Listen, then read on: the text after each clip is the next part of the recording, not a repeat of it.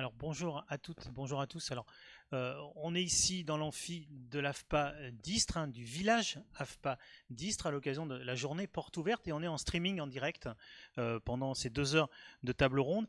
Quelques éléments de rappel avant de commencer cette table ronde et donner la parole à Aurélien Gaucherand. Donc aujourd'hui c'est la journée porte ouverte, ça dure jusqu'à 17h à Istres. C'est l'occasion de rencontrer de nombreux partenaires. Il y a des stands d'information sur les formations et les métiers de l'AFPA. Il y a des initiations sportives, également de la réalité virtuelle et des animations. Et il y a des visites guidées. Donc pour ceux qui nous voient en streaming et qui veulent nous rejoindre, il y a des visites guidées qui débutent à 14h30 pour découvrir les pôles tertiaires et informatiques de l'AFPA, les pôles maintenance industrielle, le pôle métaux également, le pôle restauration et le pôle service à la personne. Et puis il y a également de nombreux partenaires de l'AFPA qui sont présents, des entreprises qui sont ici, partenaires d'abord d'Amplitude et de l'Estafette de l'Emploi. On a Pagnol Nettoyage et Espace Vert, Rang Développement, l'ADMR Service à la personne, la société Transdev qui propose également des offres d'emploi, et l'AFPA aussi qui recrute, qui vient recruter ici des formateurs et des personnels d'accompagnement. Dans la sphère de l'intérim, il y a également des partenaires comme Synergie, Proman et Intérim Qualité. Vous avez également des acteurs au service de l'emploi comme Pôle emploi d'Istres, Mission locale Ouest-Provence. Vous avez Cap Emploi, Le Pli Ouest-Provence et Maison de l'emploi Ouest-Provence. Et puis il y a les associations d'accompagnement et d'appui qui sont partenaires de l'emploi et qui sont présents dans cette journée porte ouverte comme la Maison régionale de la santé d'Istres, l'association de développement local, Réussir Provence, l'atelier d'Hélène. Également des partenaires de la formation et de l'ingénierie de formation, Ingénieria Projet, Boss Formation, Overside, Immersive Collab et Transdev, donc à nouveau pour des recrutements. Et puis il y a l'accompagnement à la création et au développement des entreprises avec Initiative Ouest Provence, aussi connue sous ses initiales IOP. Donc tous ces partenaires du village que vous pouvez retrouver ici à l'AFPA d'Istres jusqu'à 17h. Et puis l'originalité de cette fête du village de l'AFPA, aujourd'hui jeudi 17 mars, c'est également la possibilité d'un moment de convivialité autour de food trucks qui sont présents. Et puis il y a donc Masala Bandi Food Truck indien, pardon. Il y a également l'étang de bière, la brasserie locale et artisanale pour un moment de rafraîchissement. Il y a également un moment de street art avec des expositions photos qui sont présentes ici. Et maintenant, c'est un des grands moments de cet après-midi. Je vais donner la parole à Aurélien Gaucherand, qui est directeur national du programme des villages AFPA et puis ancien gestionnaire de la fondation Darwin à Bordeaux, dont il nous parlera dans quelques minutes. Donc la parole à Aurélien Gaucherand qui va nous présenter ses invités. Aurélien, c'est à toi. Bonjour à tous. Donc, on a voulu avoir. Non, non, on a voulu avoir en fait un petit temps d'échange et de entrée. Je vous en prie. Oui, oui, mais faites-les entrer. C'est le principe du tiers-lieu. On peut pas tout maîtriser. Et c'est pas grave. Alors, voilà, on est réunis ensemble pour une petite heure et demie en fait, voire un petit peu plus peut-être si les débats s'annoncent aussi passionnants que ce que je pense qu'ils vont être. On a réussi à réunir un plateau qui est très hétérogène, avec des porteurs de projets qui ont tous une animation en commune, et je vous laisserai le soin de deviner en fait lesquels et de sentir lesquels, et je vais leur passer la parole. On va mener cette petite séquence en plusieurs temps. Un premier entrée, je vous en prie. Euh, on va peut-être commencer par vous rappeler effectivement cet élément de contexte de transformation de l'AFPA, qui accueille aujourd'hui au sein de son village des solutions d'Istres, euh, justement sa transformation. Des fois, elle ne se voit pas forcément. Des fois, ce ne sont pas forcément des bâtiments qui sont rénovés. Ce qui se passe par contre, c'est cette stratégie d'ouverture qui vise à ouvrir avant tout nos pratiques, nos partenariats et nos alliances. Parce que pour arriver à remplir la mission hautement complexe de la question de l'inclusion sociale et de l'insertion professionnelle, ça demande la collaboration d'une myriade d'acteurs, toujours très complémentaires les uns des autres, et il n'existe aujourd'hui aucun acteur qui a l'exclusivité de l'ensemble des compétences nécessaires pour le faire. Que ce soit sur l'insertion professionnelle, que ce soit sur la formation, que ce soit sur l'accompagnement des parcours de vie, l'aide au logement, la mobilité, l'aide à la santé, l'aide à la garde d'enfants, avec des crèches par exemple. ou aussi, par exemple, des solutions d'entraide de pair à pair de garde d'enfants. Hein, c'est pas forcément des offres de service, ça peut être des choses qui ne sont pas forcément établies. Euh, mais faire aussi de ces lieux-là des lieux de culture, et j'ai envie de dire avec un grand C. C'est pas forcément de culture sous la forme de production et d'offres culturelles, c'est aussi un lieu de culture au sens de quelque chose qui crée du lien entre les personnes, qui crée le ciment dont cette société a besoin. La culture, c'est pas juste quelque chose de décoratif et de festif, c'est quelque chose dont on a fondamentalement besoin. Et je pense qu'on a là autour de cette table ronde des personnes qui pourront témoigner de ça. C'est aussi la question de l'entrepreneuriat. Vous savez que à l'AFPA, on accompagne des personnes, beaucoup sont des demandeurs d'emploi. L'entrepreneuriat, ce ne sont pas que les startups du numérique. C'est pas que la startup nation. L'entrepreneuriat, c'est celui de l'artisanat aussi. C'est celui des services à la personne. C'est celui qui n'est pas forcément choisi. C'est celui qui peut être subi.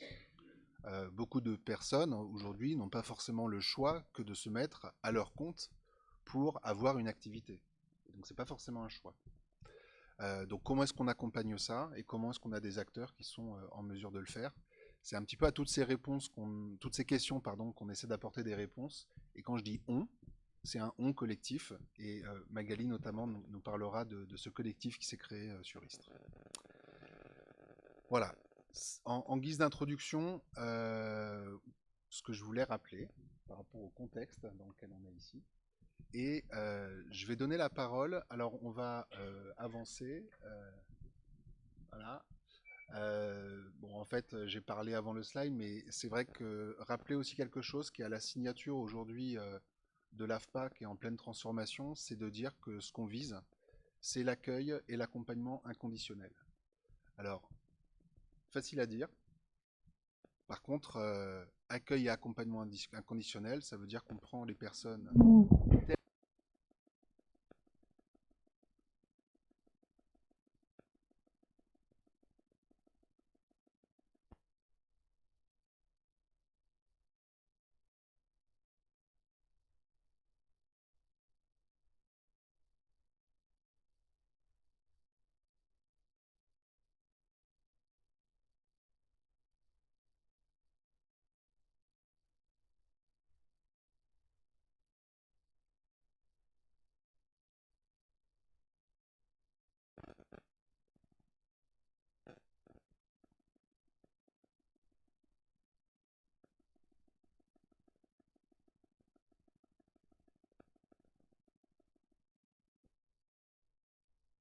Ça demande d'être coordonné et ça demande également de faire les choses simultanément. Et en fait, c'est ça le sens qu'on donne à nos villages, c'est d'avoir des lieux où les différents acteurs qui sont en mesure d'accompagner se trouvent en proximité les uns des autres, pour avoir le niveau de confiance et de complicité, on va dire, suffisant. On va passer à la suite. Je vais vous donner la parole les uns après les autres, et ce que je voudrais, c'est que vous puissiez répondre à cette question-là. Comment est-ce que vous traduisez dans vos actions, dans votre manière de faire, le fait d'être ancré sur le territoire et évidemment, avant tout, de vous présenter, mais cette question de l'ancrage, cette question d'avoir les pieds sur votre territoire, comment est-ce que vous le traduisez dans les actions et la manière de faire que vous avez? On va commencer par donner la parole aux Marseillais, donc de l'après-M, donc à Fatih et à Kamel, qui sont donc tous les deux animateurs bénévoles et engagés à l'après-M. Et là, du coup, je vous laisse nous dire de quelle manière est-ce que vous voulez justement prendre les paroles. Je donne un micro à chacun.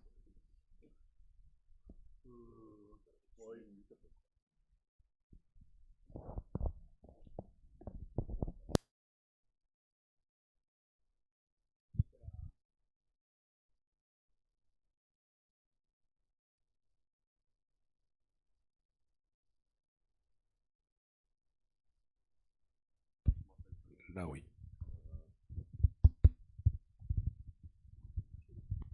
Je m'appelle Kamel Guemari, donc je travaille au restaurant McDonald's. Je dis je travaille parce que je suis toujours actuellement salarié, parce que c'est une longue histoire. Je suis rentré en 98. Ce restaurant, il a ouvert en 92. C'était à l'époque de Martino Aubry. Donc c'était pour pouvoir dynamiser l'emploi dans les quartiers populaires, dans les quartiers sensibles ou difficiles.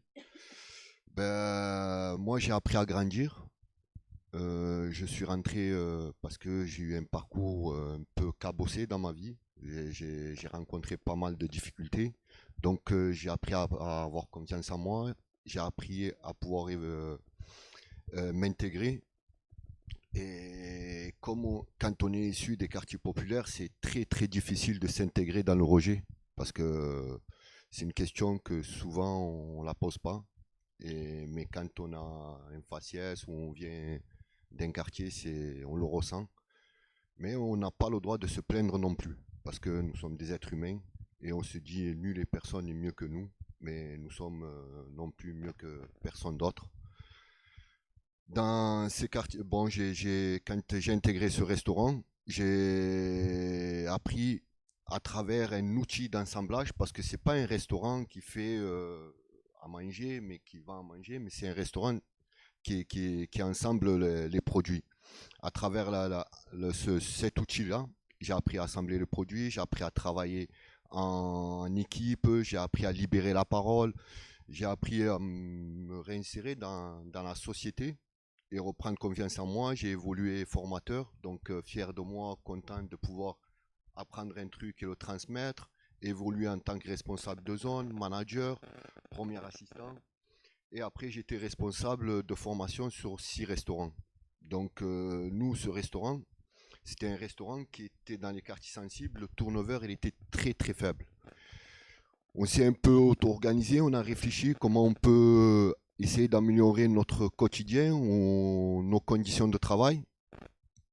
Et on a commencé à voir que cette entreprise avait une très bonne santé, qui générait 5 milliards d'euros de bénéfices par an. En France, c'était le deuxième marché au monde, mais le premier marché rentable.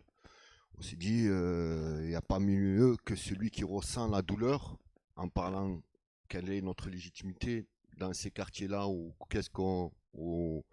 nous on dit qu'il n'y a pas mieux que celui qui ressent la douleur pour mieux l'exprimer. Et à travers ça, j'ai travaillé un peu dans d'autres restaurants à Marseille. Et on s'est rendu compte qu'on avait des différents traitements ou de différents avantages. On s'est dit, merde, on a toutes et tous les mêmes embauches, les mêmes formations, les mêmes évolutions. Et il va falloir qu'on puisse discuter sur une charte sociale. Et de là, ben, on a commencé à grandir et on a commencé à avoir les meilleures conditions de travail de toute la France. Et ensuite, à travers cet outil, c'était pas qu'un simple outil, parce qu'on a, nous, notre plus grande fierté au sein de ce restaurant ou dans ma carrière un peu McDonald's, c'est qu'on a réussi à créer des jurisprudences. Et ça, pour nous, c'est extraordinaire, parce que peu importe quel salarié se retrouvera dans notre situation, dans la même situation que nous, pourra avoir un petit cadeau où une justice lui sera rendue. Et ensuite, des personnes qui ont eu une vie cabossée ou qui ont été incarcérées, eh ben, notre fierté, c'est qu'on a pu les sortir de prison ou les accompagner jusqu'à qu'ils puissent voler de leurs propres ailes. Et pour nous, ça, c'est un outil extraordinaire. Donc, il y a eu le confinement. Après, il y a eu plusieurs batailles. Il y a eu le Covid. Donc, ce quartier était plongé dans le néant. Et ses habitants... J'en parle de là si tu veux. C'est bon, vas-y. C'est pour raccourcir, parce que c'est très important d'arriver à ce à quoi on est arrivé aujourd'hui. Donc, vous avez bien compris que ça part d'une lutte sociale très particulière. Et cette lutte sociale, en réalité, elle part d'un quartier. Et parce que c'est pas que les salariés qui vont la mener, c'est les habitants qui sont autour. Tout simplement parce que McDo, pour une fois, avait embauché, pour des raisons historiques, les habitants d'en face. Et donc, ils étaient là depuis 15 ans, 20 ans. Je crois que toi, tu as fait combien? 23 ans. Et c'était assez exceptionnel. Sauf que le McDo a décidé de fermer. Ça menait une lutte. Les habitants se sont mêlés de cette lutte. C'est en ça que la question du territoire et de l'activité sur le territoire est extrêmement importante. Et donc, ce qui s'est passé, c'est que après l'occupation, il y a eu le Covid et on a demandé à McDonald's gentiment si on pouvait occuper le lieu pour faire des distributions alimentaires dès le 19 mars 2020. Et bon, McDo ne nous a pas répondu, mais comme le lieu était occupé, on a décidé de faire de la distribution alimentaire. Et à partir de là, on a eu à peu près une cinquantaine d'associations, on a eu 200 bénévoles qui sont venus, mais partout, ça a été assez exceptionnel.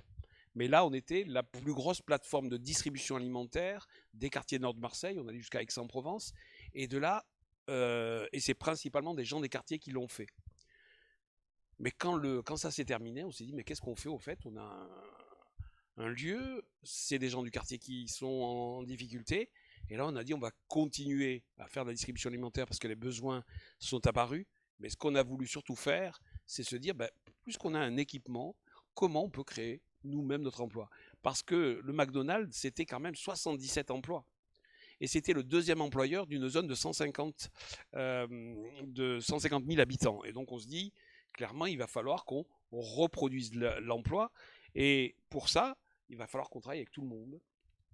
Et depuis, on s'est dit comment on crée un restaurant, comment on reprend un restaurant qui est un fast-food. Donc on s'est dit, on va en faire un fast social food, avec le social au cœur. Et on va voir comment on va reprendre, mais vraiment, on va reprendre les techniques, parce qu'on s'est aperçu que les techniques de McDonald's, elles n'étaient pas si mal que ça, parce qu'elles avaient formé des gens, il y avait un process qui était assez extraordinaire.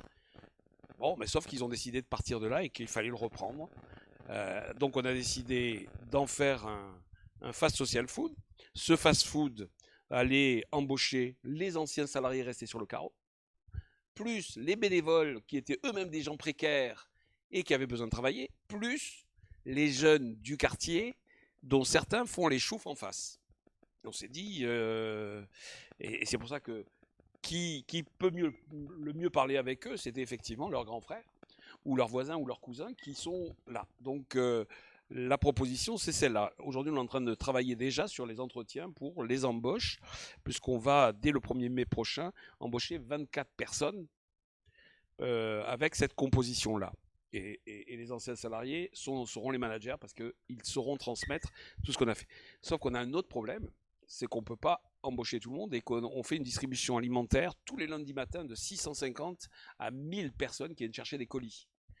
Et donc on se dit, mais le problème c'est que tous ces gens-là ont aussi peut-être besoin de travailler. Et donc on a imaginé des deux dispositifs. Un premier dispositif qui est que les gens pourront continuer à être bénévoles, mais parmi nos bénévoles, j'ai oublié de dire, on a 4000 adhérents. Et c'est principalement des gens qui viennent chercher des paniers. Et c'est parmi ces 4000 adhérents, on s'est dit peut-être que certains pourraient continuer à être bénévoles, mais on allait se permettre de créer quelque chose d'un petit peu nouveau qui s'appelle chez nous des chèques services restaurants, de telle façon qu'en contrepartie effectivement du fait qu'ils sont bénévoles, tous les mois, il y a un comptable qui pourra vérifier en fonction de leurs ressources, de leur donner des tickets restaurants, services, où ils pourront manger comme les salariés qui viendront avec leur ticket restaurant en fonction de leurs ressources. Celui qui a 0, je sais que je suis très long, mais... Non, mais... celui qui a 0, il pourra manger 2 fois par semaine avec ses tickets resto, lui et les membres de sa famille, gratuitement, parce que ça sera la valeur du menu. Celui qui est au RSA, ça sera 2,50 € et jusqu'au SMIC. Donc l'idée, c'est de trouver un moyen de manger en fonction de ses moyens et non pas en fonction du prix d'un menu. L'autre solution qu'on a, mais voilà. Bon, en fait, je pense que peut-être qu'on va y revenir ensuite. Vas-y, alors dis. Donc après, l'idée c'est que comme on ne va pas faire appel aux mêmes fournisseurs de l'agroalimentaire et que nous avons travaillé avec un certain nombre d'agriculteurs de l'étang de Berre, etc. L'idée c'est de se dire, les frites, on va peut-être les faire fabriquer par des gens puisque il faut éplucher les patates, etc. Et donc, comme on a des containers, un village de containers à côté, on crée une cuisine dans laquelle les personnes qui viennent chercher les colis pourront toujours venir nous aider, mais en contrepartie, ils toucheront une vacation qui fera en sorte que leur vacation sera toujours inférieure au plafond de ressources pour toucher l'aide, le RSA, l'AH. Voilà. Donc on a ces deux dispositifs, plus la distribution alimentaire qui continuera avec des bénévoles et puis avec plein de gens pour parce qu'on a aujourd'hui énormément de gens qui continuent. Mais ça n'aura lieu qu'entre 7h et 10h du matin, parce qu'il ne faut pas mélanger les deux fonctions. Ce qui est important dans cette histoire, c'est l'ancrage du territoire, c'est-à-dire que c'est les gens du territoire qui ont décidé de reprendre la question de l'activité sur leur territoire. Et la deuxième, c'est effectivement, on parle pas, vous n'avez pas entendu parler de solidarité, parce que nous, c'est l'entraide. C'est que celui qui est le plus pauvre peut probablement aider bien plus.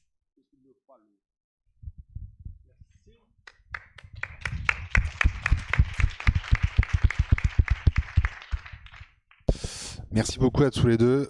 Évidemment, on va y revenir, mais c'est intéressant de voir comment est-ce que d'une situation de lutte sociale, on arrive à faire déjà, d'abord, je pense, quelque chose qui a été un combat remporté dans un premier temps, et en plus ensuite, arriver à en faire un outil, c'était le titre qu'on avait donné à cette présentation, de résilience alimentaire à partir de mars 2020. Et qu'aujourd'hui, et ça on y reviendra tout à l'heure, il y a d'autres perspectives vers lesquelles vous vous lancez, un peu sur la trajectoire justement des deux initiatives qui visent finalement à arriver à donner une forme de rémunération de rémunération pour l'engagement des personnes, en fait, en tant que bénévole. On va passer la parole maintenant à Maria Finders, donc de l'UMA à Arles, dans un registre assez différent. Et j'aimerais bien justement que tu puisses nous décrire comment est-ce que, à partir d'une centralité culturelle qui a été créée à Arles, tu nous expliqueras un petit peu le contexte, notamment autour de la culture et du design, tu es arrivé à construire au bout de quelques années ce que tu as appelé une démarche d'économie totale du territoire. Oui, merci. Vous m'entendez? Non.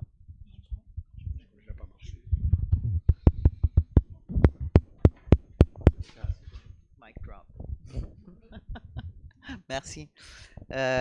Oui, en fait, c'est un modèle qui a commencé avec une longue histoire liée à un territoire quand même, cette fois-ci aussi, avec l'histoire de Maya Hoffman qui est plus ou moins née sur le pays d'Arles, autour du Valat, qui reste encore un des majeurs centres d'observation pour la flore et la faune des zones humides.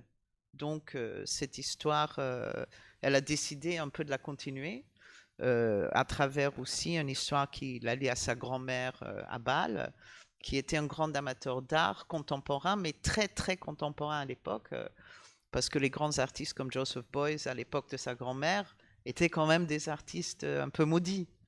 Donc elle avait ses deux pieds, en fait une botte véritablement dans la gadoue. Pour les gens qui sont allés autour du Valat, c'est pas très glamour. Et de l'autre côté, le monde de l'art international. Elle a décidé de ramener ça sur un territoire qui a été désindustrialisé au milieu des années 80 et sur un site industriel où ils employaient quand même 1800 employés à l'époque où ils ont fermé. En donnant un peu l'espoir aussi à tout le monde qui travaillait là-bas qu'ils allaient reprendre le site. Donc il y avait quand même beaucoup d'a priori, beaucoup de choses à régler, à regarder, et avec beaucoup de résistance à l'époque, parce que la ville d'Arles avait changé un peu le bassin d'emploi, qui était un bassin industriel, pour faire un bassin culturel, chose qui n'est pas une mince affaire. Vous le savez très bien. Donc, quand on met quelque chose dans l'eau, comment faire évaluer ça? Et puis en 2008, elle a commencé à penser à un site qui était à l'époque le parc des ateliers, qui était habité avec les rencontres d'Arles. Mais entre-temps, le monde a changé. 2008, année terrible, crise économique. Elle a quitté les États-Unis en 2001 quand il y avait le World Trade Center. Donc déjà crise. Rentrant dans une crise écologique dont le Tour du Valat sont quand même un des premiers à voir. First responders, on dit en anglais.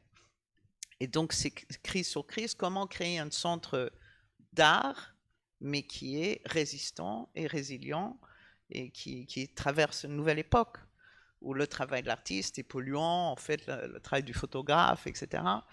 Et comment créer quelque chose qui est réellement territorialisé, qui n'est pas un monument, qui n'est pas un UFO qui descend, qui n'est pas l'Arche de Noé où tous les pauvres artistes viennent se récolter, etc. Donc, ce projet a évolué. En 2010, on a présenté le premier projet qui n'a pas été retenu parce que c'est quand même une zone archéo UNESCO. Donc, tout est protégé, sauf les gens, en fait, les bâtiments. Et on a eu le permis en 2013 et la construction de ce site qui fait environ 40 000 mètres carrés à côté un jardin qui fait aussi 40 000 mètres carrés. Donc, c'était aussi un projet de désartificialisation des sols, qui est un des gros problèmes en ce moment, donc qui devient zone de biodiversité, autant pour la nature que pour la culture. Là-dessus, si vous allez sur le site de l'UMA, vous allez découvrir aussi Atelier l'UMA, qui est un projet réellement territorial, parce qu'on a fait appel à des designers, aller chercher sur un territoire tout ce qui restait encore. Il n'y a pas d'artisanat. En fait, il n'y en avait pas, c'était des zones industrielles. Et donc, ils ont trouvé les matériaux qu'on appelle aujourd'hui matériaux éco-sourcés, biosourcés. Et sur ça, créer un projet sur les dernières 6 ans, dont les résultats, vous pouvez le voir dans le bâtiment, avec un projet avec le sel et les salins, avec un projet avec tout ce qui est plantes invasives, avec un projet de tournesol. On utilise les tournesols pour faire des panneaux, etc. Et on espère, dans l'année qui vient, commencer un projet d'incubateur pour relancer sur ces nouvelles façons de voir le bâtiment, des nouvelles sources économiques, etc.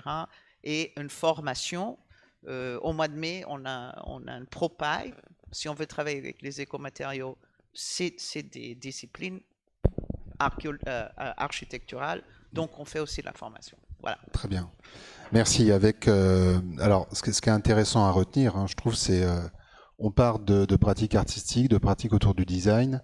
Finalement, je m'intéresse à quels sont les matériaux et les ressources qui sont sur mon territoire, matériaux, ressources naturelles. Hein, et je me pose la question de ce que je peux faire avec en mêlant des collectifs qui sont assez hybrides. Et si j'ai bien compris, des travaux qui se font avec Pôle emploi également pour arriver à créer des emplois finalement autour de ces nouvelles techniques. On a fait un très grand recrutement, je crois qu'on a fait un recrutement de 200 personnes là. On a 80 postes à prévoir et c'est des postes pour l'instant assez standards parce que les musées ne sont pas des lieux de grand emploi, mais avec l'atelier, c'est là où on commence à visualiser les petites entreprises, les startups, mais dans le bâtiment et dans tout ce qui est transformation écologique. Voilà. Et alors, déjà, on voit un premier point de croisement entre les deux projets présentés. C'est que on part de situations alors différentes. On arrive toujours à la même question. C'est qu'enfin, on crée de l'activité. On crée de l'activité pour créer de l'emploi. Pour créer de l'emploi sur des activités. Alors, sur l'après-m, elles sont en train de se dessiner. Sur l'UMA, eh ben, elles sont nouvelles puisque c'est des pratiques différentes de la construction dans le bâtiment qui vont utiliser des ressources spéciales, qui ont besoin donc de compétences, d'apprendre à faire pour finalement créer de l'emploi. Donc vous avez deux finalités finalement qui au moins sont un point commun. Et je voudrais donner maintenant la parole à Nicole Julia, donc pour nous parler justement de ce centre éducatif culturel, de sa genèse qui remonte, et des perspectives que vous voyez autour de cette dynamique culturelle locale dont vous êtes une grande ambassadrice. Merci. Alors c'est vrai que ça remonte maintenant, l'histoire du centre éducatif et culturel, ça remonte aux années 70. Et en fait, les années 70, c'est en même temps, sur le plan national, les années post-68, où on est dans les grandes idées d'accéder à l'autonomie, d'ouverture, et il y a une influence forte sur le CEC de cet esprit-là, de 68, mais il y a en même temps, et on retrouve l'emploi en fait, il y a en même temps une zone, la zone industrielle-portuaire de Fos, qui est tout près de chez nous, qui est à 12-15 km là, un souci Dans le nord, au niveau de l'industrie qui est en perte de vitesse en Lorraine, dans le nord, et par contre la zone industrielle ou portuaire de Fos qui est en pleine expansion. Et donc on va avoir des migrations de populations qui viennent pour l'emploi, s'installer sur le territoire. Pour la petite histoire, en 70, Istres, c'est même pas 15 000 habitants, on est à 45 000 maintenant, avec un fort développement dû au phénomène dont je vous parle dans les premières années, dans les 20 premières années. Il y a un contrat de plan qui prévoit pour les villes nouvelles des aménagements particuliers, parce qu'il faut bien les accueillir. On sait que ces gens vont arriver, il faut bien les accueillir, il faut bien les loger, il faut des écoles, il faut du foncier pour arriver à bâtir. Et en fait, il y a les trois villes historiques de ce qui était le SAN Ouest-Provence, Istres, Fos, Miramas, sont sollicitées pour participer à ce syndicat d'agglomération nouvelle, et dont le CEC est une émanation. Et le CEC, on dit souvent, maintenant qu'on parle beaucoup de tiers-lieux, je suis accompagné par Nicolas Davini, qui est aujourd'hui directeur général des services de la ville et un ancien élève du CEC, qu'on appelait les heures claires à l'époque, parce que le grand principe des CEC, c'était de mettre un collège au centre de la structure et d'avoir autour des équipements qui sont souvent présents sur n'importe quelle ville, mais là, de les regrouper pour arriver à une forme de collaboration, de mutualisation, peut-être, d'ouverture, de dialogue. Il y a une phrase, je l'ai reprise, je vous la lis telle qu'elle est. Le CEC s'est fondé sur l'idée que les rapports de l'art, du sport, de l'école constituent le plus riche ferment d'une société s'efforçant d'être plus juste et plus ouverte. Et en fait, il y a des choses sur lesquelles nous, on est persuadés que c'est encore un objectif intéressant et qu'on veut poursuivre. Il y a eu jusqu'à 26 équipements sur le CEC qui venaient des établissements de compétences d'État, du département, des associatifs, villes, intercommunaux. En fait, tout le monde se regroupait pendant des années, quelle que soit sa collectivité d'appartenance, pour arriver à imaginer des projets communs pour le CEC. Des équipements culturels sont présents sur le site depuis très longtemps, un conservatoire de musique, une maison de la danse, une médiathèque, une maison pour tous, voilà. Beaucoup d'équipements sportifs à l'époque, pour une chose, parce que le sport s'est développé en tout premier lieu sur ce territoire, parce que vibrer pour un maillot, c'est adopter la ville qu'on vient d'investir avec son logement, sa famille, etc. C'est-à-dire que c'est vraiment un vecteur d'intégration et voilà, quand on est à côté au stade. Donc les élus ont développé le sport. Et comme il ne faut pas être boiteux, on a développé la culture dans un deuxième temps, parce que ça apporte plein de choses complémentaires. Et je veux pas peut-être entamer sur la suite, à moins que j'ai oublié quelque chose, Nicolas. Il a l'air de dire que c'est parfait.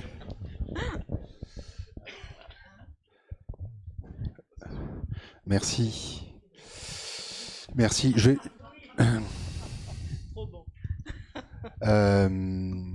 Je vais donner la parole à Cédric Crozy, qui du coup fait partie de cette équipe nationale du village AFPA depuis un peu moins de 6 mois, qui est un Nîmois et qui est aussi un ami de longue date que j'ai rencontré à l'époque où j'étais à Darwin et que j'avais d'ailleurs essayé de débaucher à l'époque, mais j'y étais pas arrivé.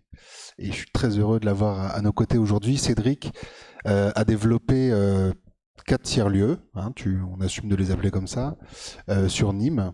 notamment le spot, et en fait c'est surtout celui-ci dont j'aimerais bien que tu me parles, et du lien que tu as créé à travers le street art dans le quartier, et de comment est-ce que dans un quartier pauvre en fait, hein, et difficile de Nîmes, enfin difficile, je sais pas s'il était difficile, si, mais que tu nous racontes la philosophie qu'a sous-jacente à toutes les actions que tu as pu y mener avec tes équipes, et de c'est quoi pour toi justement la notion d'ancrage territorial quand on est un lieu culturel mais qui se construit avec les moyens qu'il peut.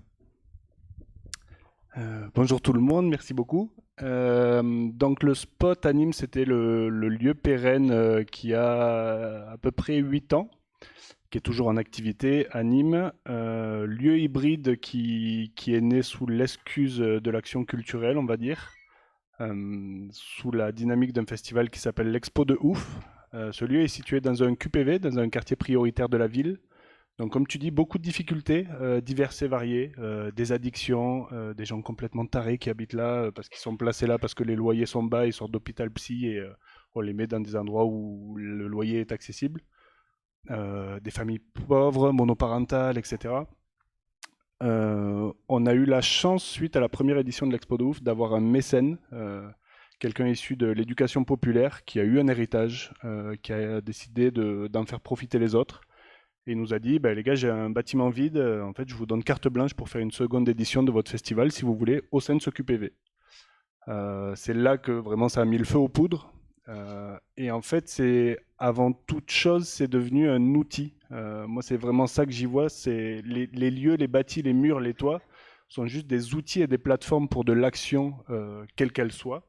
Je pense que la plupart d'entre nous, on adore quand l'action est pluridisciplinaire et complémentaire.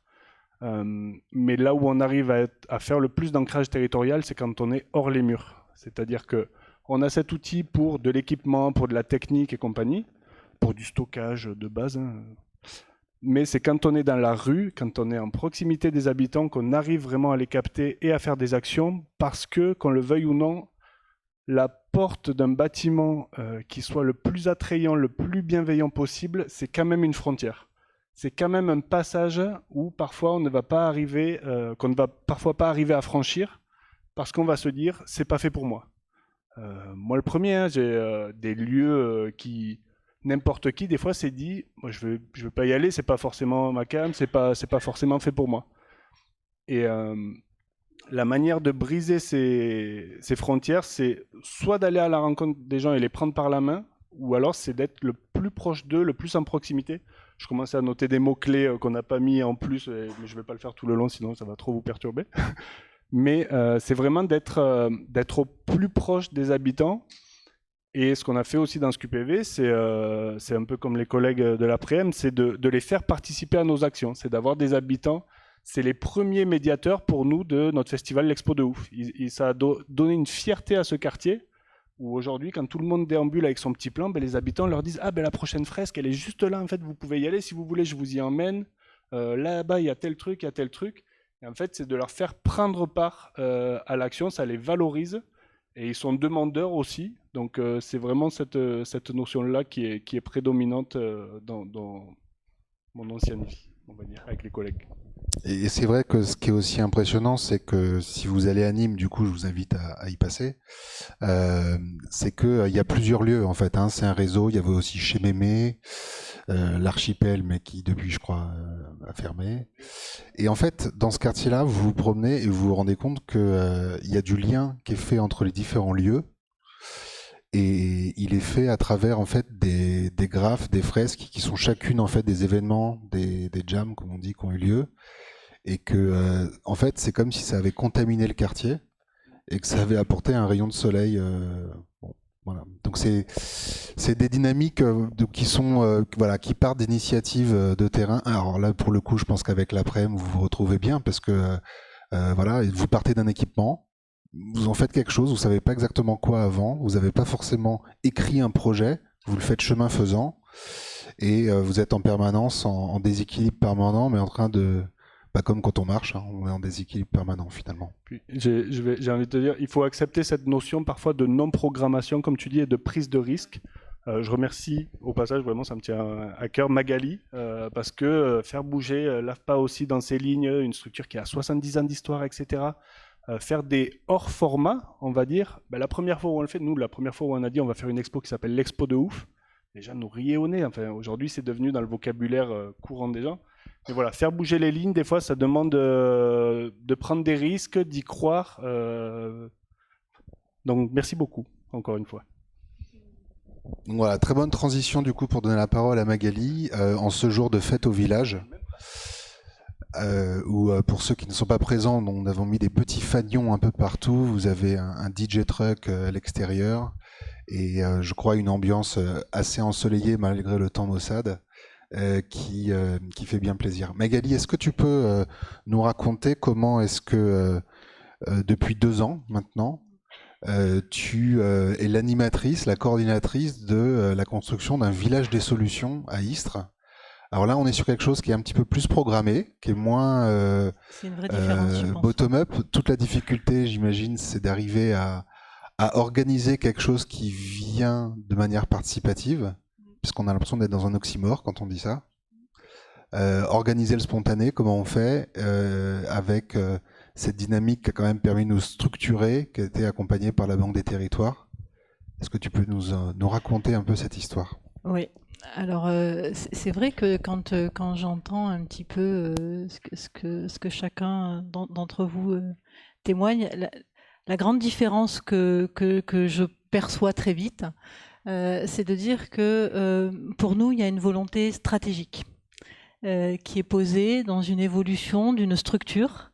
Donc, on n'est pas en train de répondre, en tout cas localement, à un besoin ressenti, perçu, exprimé. Et ça, c'est quand même très différent. Par contre, en fait, dans une stratégie comme celle qu'on a posée, il y a une volonté tout de suite de se dire, de toute façon, que ce soit qu'on soit dans le champ de la formation, que ce soit dans le champ de l'insertion, qu'on soit dans le champ de l'entraide, parce que j'aime ce terme d'entraide, inévitablement, pour que ça ait un sens et que ça ait une réalité, il faut que ça réponde à un besoin de territoire et à une situation dans un territoire, à des situations individuelles, collectives, et ainsi de suite. Et ça, en fin de compte, même quand on a une base stratégique, au départ, il faut aller chercher. On a eu une chance, nous, en tout cas, dans notre histoire, puisque l'histoire du centre d'Istres est un centre qui était annoncé à la fermeture. Après une décision de non-fermeture, un projet alternatif, je fais très court. Et on a eu une chance inouïe, c'est qu'on a fait partie du coup des centres qui, dans cette volonté stratégique, ont été accompagnés dans le cadre des assistances à maîtrise d'ouvrage. C'est-à-dire, on a eu la chance d'avoir des consultants qui nous aident à se dire, bon, voilà, il y a un très très bel outil quand même de formation qui sait faire plein de choses, qui a un savoir-faire reconnu de tous. Hein, on est quand même... et on a la fierté d'être l'AFPA. Maintenant, quand on veut transformer cet outil-là pour qu'il soit au rendez-vous des enjeux d'un territoire, qu'est-ce que ça veut dire et comment est-ce qu'on le travaille ? Dans le cadre de ces assistances à maîtrise d'ouvrage, du coup, il y a eu tout un travail d'enquête qui a été fait auprès, d'ailleurs, certains d'entre vous ont répondu à ces enquêtes, à ces questionnements sur, bon, voilà, il y a un outil, il a un potentiel, qu'est-ce que vous pensez ? Alors, c'est vrai que là encore, hein, plus j'ai envie de dire d'autres structures associatives, institutionnelles que les publics en direct, hein. Mais du coup, la manière dont c'est décliné et dont se construit ce village répond en tout cas à un travail de co-construction et qui a été initié et qui a été, ça a été long même, beaucoup plus long que ce qu'on pensait. Parce que donner une couleur et se dire ok, tous ensemble on y va et on y va sur ces sujets-là et pas sur les autres parce que ce sont ceux-là dont le territoire a besoin, même prendre ces décisions-là collectivement, ça prend du temps. Et puis en plus, une fois qu'on les a pris, c'est pas toutes les prendre, c'est se dire ok, bon, mais on est d'accord, on y va à plusieurs parce qu'en fait on ne peut pas les résoudre tout seul. Donc on est pour moi encore en devenir, hein. Et ça, c'est très très important parce que de le poser, en fait, je trouve qu'on est un village en construction. Alors en fait, c'est une belle phrase de dire ça, qu'on est en devenir, parce qu'en fait, je pense qu'on l'est toujours. De toute façon, on n'est jamais arrivé. L'important, c'est pas l'arrivée, c'est la quête, hein. Et c'est cette quête, en fait, quand j'entends ces différents témoignages, moi, je le vois avec le recul de 7 ans passés dans un tiers-lieu qui est devenu... Enfin, d'ailleurs, ça s'appelait pas un tiers-lieu, on nous avait appelé comme ça, on savait pas que ça s'appelait un tiers-lieu. C'était le projet Darwin à Bordeaux, qui a été la réhabilitation d'une friche militaire pour en faire un écosystème, c'est-à-dire un endroit où on retrouvait à la fois des artistes, des associations, des entrepreneurs, des start-upers, mais aussi des alternatives éducatives, de l'hébergement solidaire, quelque chose qui n'était pas forcément planifié, mais qu'on faisait au fur et à mesure qu'on sentait le besoin. Et c'est vrai que je suis arrivé il y a 4 ans à l'AFPA avec cette mission de dire c'est bien ce à quoi tu as contribué à Bordeaux, à Darwin, comment on fait pour le faire à l'AFPA? Eh ben, c'est pas évident. Parce que, mais par contre, en disant, par contre, voilà, on a 9 millions de mètres carrés de foncier, dont on est devenu récemment propriétaire. On dit, ah ben, on va réfléchir. Mais le foncier fait pas tout. Et je vous cache pas que il y a encore aujourd'hui un doute énorme, enfin énorme. Il y a encore beaucoup de gens qui doutent sur la capacité d'une vieille dame comme l'AFPA à se transformer.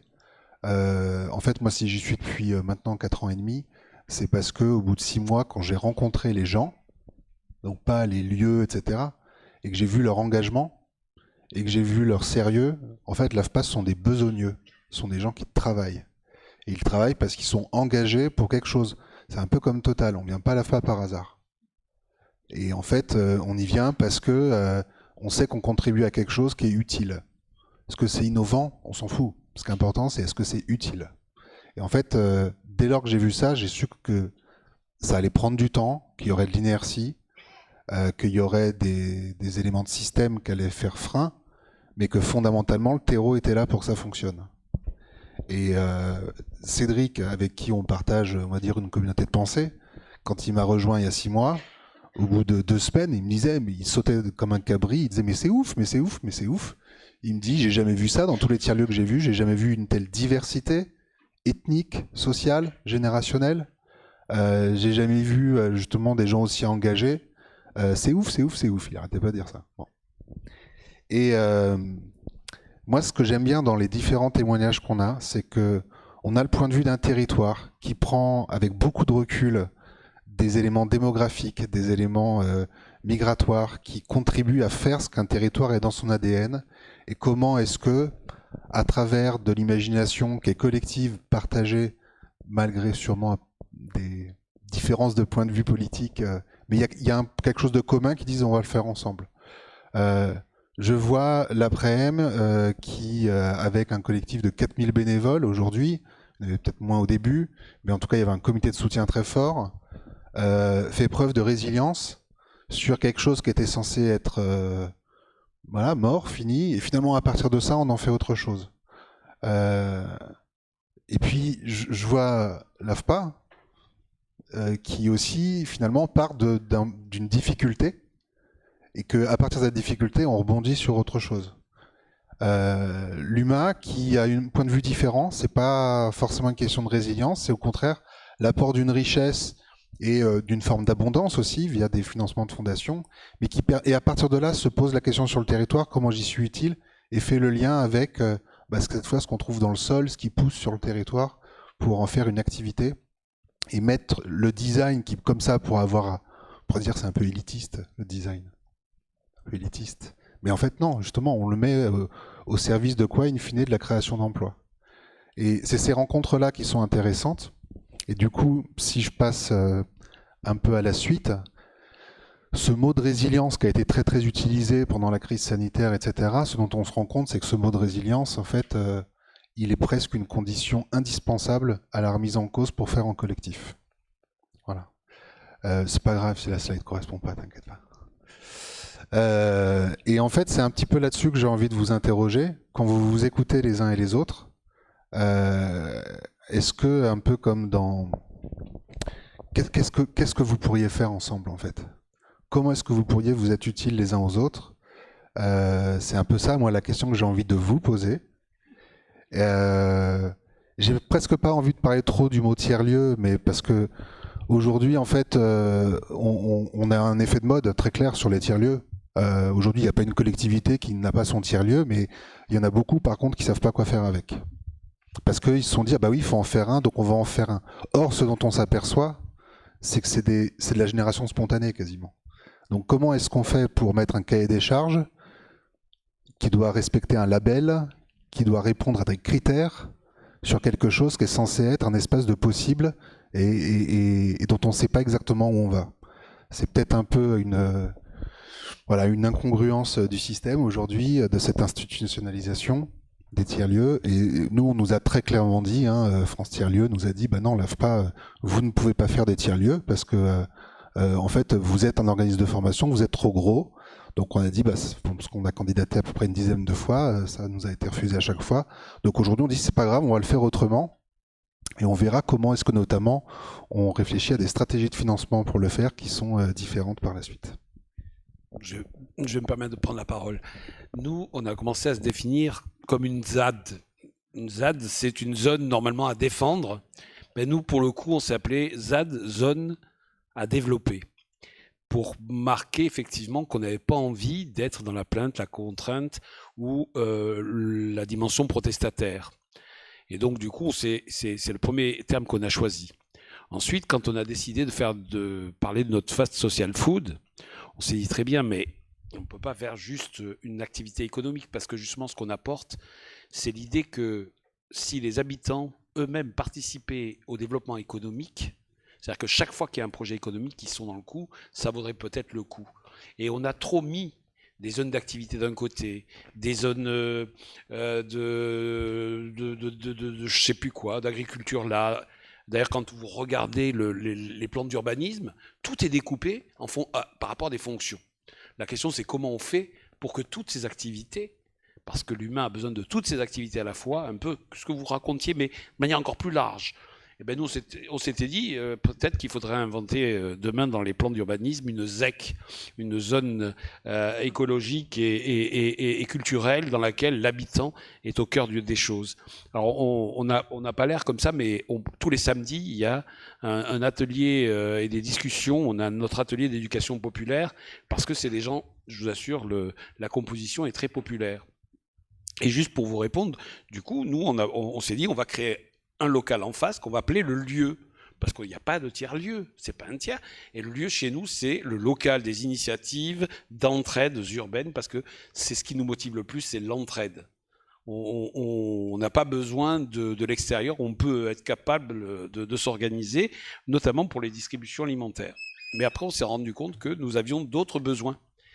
Et d'autres besoins, par exemple, l'histoire d'éplucher les trucs, donc d'avoir un container de cuisine. Et donc on s'est dit, mais ce qu'on va faire, c'est finalement un village. Et notre village, c'est vie.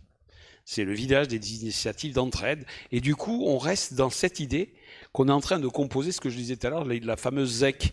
Et je pense qu'on est dans le fait de pas, il ne faut pas se laisser coincer par les choses et retrouver comment l'humain est au cœur de nos préoccupations. Moi, aujourd'hui, avoir une telle étendue qui est juste pour de la formation, pourquoi pas, mais quel est le rapport avec la ville qui est en face? Comment on fait pour venir s'asseoir et discuter d'autres choses et peut-être venir faire des fêtes ici, etc. La question, elle se pose là aujourd'hui. Pour nous, c'est ce qu'on fait dans notre rond-point. Et dans notre rond-point, tu es venu, Cédric, n'importe quelle personne qui passe, elle rentre, on lui dit, tu veux boire un café? On lui demande pas ce qu'elle veut, on lui demande si elle veut boire un café. Et la question de venez comme vous êtes, c'est pas... C'est comme vous êtes, vous venez. C'est l'être, voilà, c'est l'être avant le paraître. Et donc du coup, on est très fort en punchline et en acronyme, mais parce que c'est signifiant. C'est-à-dire qu'on pourrait faire raconter des heures tout ce qu'on fait, mais c'est vrai qu'avec les personnes, en particulier ceux qui sont dans la difficulté, arriver à trouver les termes qui nous permettent d'avancer, ça nous permet de faire des projets complètement fous qui sont en train de devenir réalité. Donc nous, notre problème, c'est pas que créer de l'emploi, c'est faire en sorte que nos quartiers changent. Parce que si nos quartiers ne changent pas, vous allez encore, dans des centres de formation comme celui-là, encore recevoir des gens un peu en galère, qui vont devoir aller travailler à 200 km ou 150 km. Et pour nous, les questions aujourd'hui, elles ne se posent pas uniquement dans les termes de l'emploi, de la formation, elles se posent en termes de comment on organise les choses dans la vie au quotidien avec les gens. Il y en a qui ont ce besoin-là, et donc on bosse là-dessus. Mais vraiment, hein, je vous invite à venir les samedis matins. Vous verrez, c'est ce qui fait peut-être aussi le fait qu'on parle un peu de nous. C'est parce que nous avons une dynamique dans un quartier très populaire où vraiment, franchement, il y a des questions qu'on n'a pas abordées, on va pas aborder ici, la question des sans-papiers, la question des violences urbaines. On essaye effectivement d'y répondre. Parce que ceux qui sont sans papier, certains ne sont que sans papier, ils vivent, ils essayent de vivre, et on leur donne à manger, et puis on les fait participer. On se pose la question demain, comment on fait pour les rétribuer? On ne peut pas, on n'a pas le droit, donc c'est comme ça qu'on invente des chèques restaurants, mais un peu spécifiques. Et je crois qu'il faut vous donner le droit, moi je le dis, de faire de la transformation sociale, en particulier avec votre environnement et avec chaque personne. Pas uniquement avec les plus pauvres, hein, parce que je pense que la société, c'est tout le monde. Voilà, excusez-moi d'avoir été long.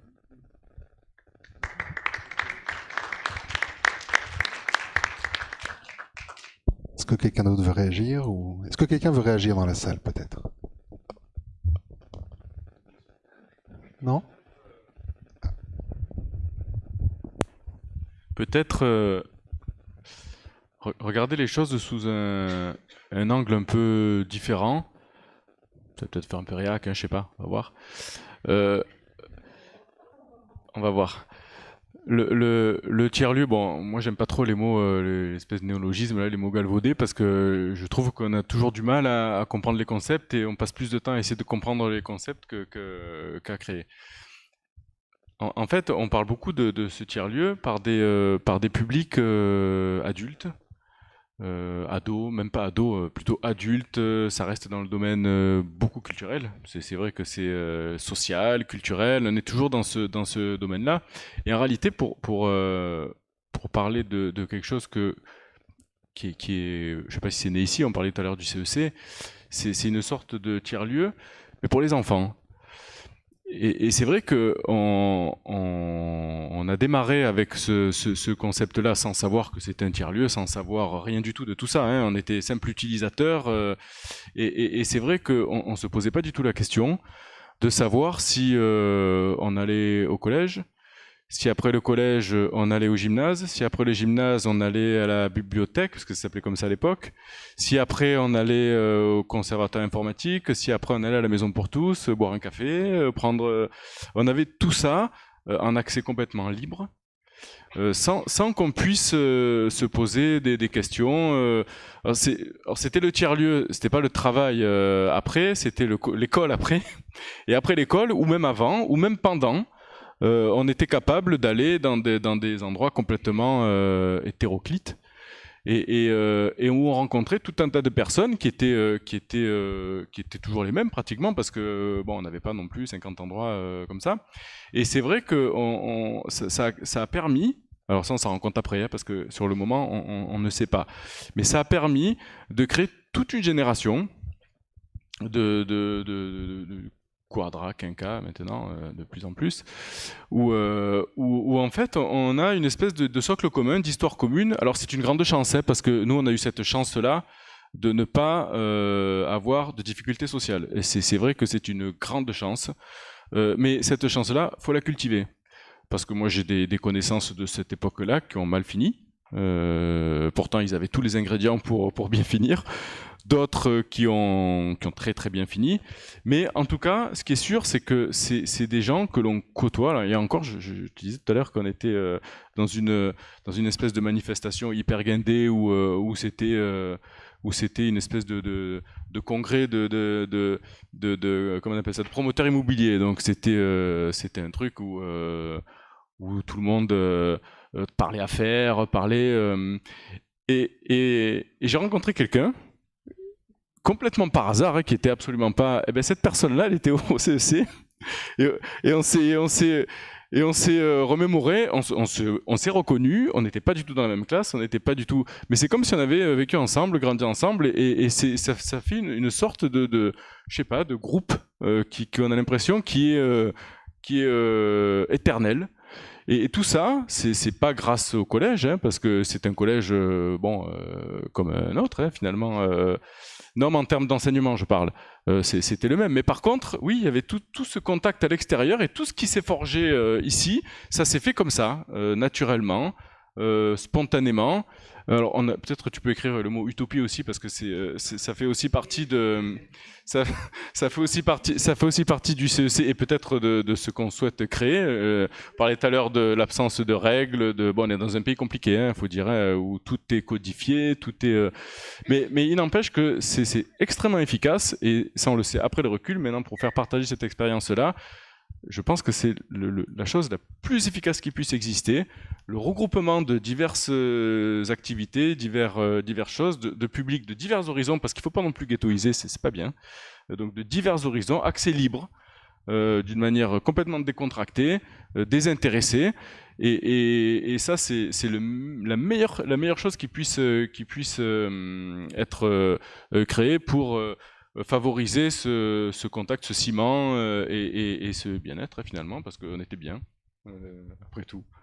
Et donc, pour revenir, mon témoignage, c'était que le tiers-lieu, ça peut aussi démarrer très tôt. Voilà, c'était ça l'idée, très très tôt dans l'âge. Voilà.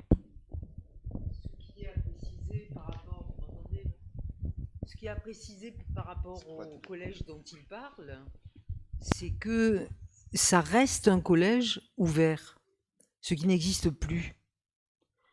Et c'est peut-être pour ça que c'est le dernier en France, le dernier, qui n'est pas de grille, qui n'est pas de limite. D'un côté, c'est la Pinède, de l'autre côté, c'est les terrains de sport. Et il était expérimental, ce collège. Ça veut dire que les enfants, quand ils avaient 1 heure de permanence, ils prenaient leur carte de collégien et puis ils allaient la déposer dans une case où c'était Pinède, terrain de sport, documentation, foyer, etc. Et les surveillants, ça n'a pas perduré parce qu'il fallait beaucoup de surveillants puisque c'est grand le collège et qu'il fallait quand même que le surveillant retrouve les enfants à ce moment-là dans le lieu où ils avaient dit qu'ils iraient. Mais c'est une pédagogie qui est fondée sur l'apprentissage de l'autonomie et une forme de confiance dans l'élève. Et là, maintenant, c'est vrai que ce sont les grilles qui ont remplacé le contrat. Et alors, je vais garder le micro parce que du coup, je vais vous poser une autre question. Et donc, c'est vrai que on entend souvent des anciens qui nous disent « mais on l'a déjà fait ». Mais t'étais pas né, mon pauvre. On le faisait déjà. Bon. Et en fait, aujourd'hui, je pense que cette utopie, elle caractérise aussi quelque chose justement qui fait partie aussi de cette envie de tiers-lieu, que des personnes veulent monter, en se disant, on va essayer de mettre une utopie de quelque chose qu'on a envie de faire. Et moi, c'est là où je vais vous réinterroger, parce que vous dites le CEC, tous les mots que vous utilisez de l'expérience que vous y avez vécue, étant enfant, du souvenir que vous en gardez aujourd'hui, de l'utopie que vous y mettez encore aujourd'hui, mais que tous les autres sont morts. Oui. Tous les autres sont grillés, vous avez dit. Mais alors, pourquoi ils ont grillé? Des CEC, il y en a eu beaucoup en France. Il n'y en a pas eu 600, hein, mais il y en avait peut-être une bonne vingtaine, essentiellement dans les villes nouvelles, 51 Yvelines, hier dans l'Essonne. D'ailleurs, il y avait une association des CEC.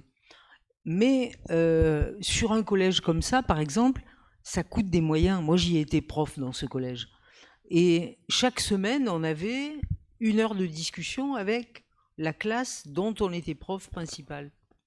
Et on pouvait aborder absolument... Il n'y avait pas de tabou, quoi. Ça allait jusque... Bon, qu'est-ce qu'on fait avec les gros mots? C'est un souci, ça nous pollue tous, là. Qu'est-ce que vous en pensez? Mais ça veut dire que chaque prof avait 7 heures en plus de son emploi du temps, donc 1 heure sup par prof multipliée par 60... ou je ne sais quoi, enfin, il y avait des moyens qui étaient mis pendant quelques années. Quand les moyens n'ont plus été mis, la ville a pris le relais, en partie sur le nombre de surveillants, par exemple. Parce que dire, il y a un collège et il n'y a pas de grille, il faut quand même, on est responsable des élèves, donc ça veut dire qu'il faut, au niveau éducatif, faire ce qu'il faut pour que les enfants comprennent et que ça puisse rouler quand même. On les retrouvait de temps en temps, on en retrouvait un au port. Je vous dis pas non, il y avait un escalier on aurait dit qu'il était fait là pour ça, pour aller, mais voilà, c'était pas la norme. Maintenant, sur l'utopie, on est assez lucide pour le moment. Il y a eu un moment, comme toutes ces grandes utopies, ces grandes expériences, ça s'essouffle.